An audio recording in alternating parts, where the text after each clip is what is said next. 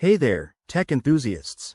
Welcome back to our channel, where we break down the latest iPhone tips and tricks for 2025.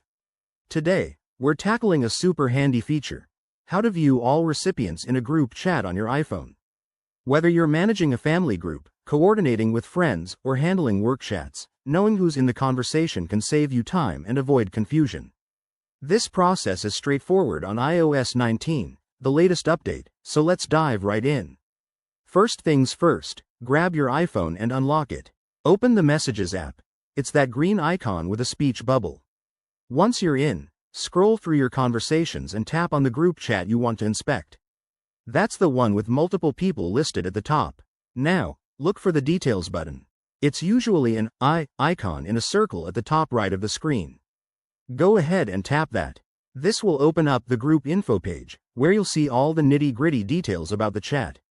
Scroll down a bit, and you'll find the Participants section. Here, it lists everyone in the group chat, including their names and profile pictures if they've set them up. If the group is large, you might need to swipe up to see everyone. Pro tip: if someone has left the group or been added recently, this is where you'll notice the changes. iOS 2025 makes it super easy to keep track. What if you want to add or remove someone?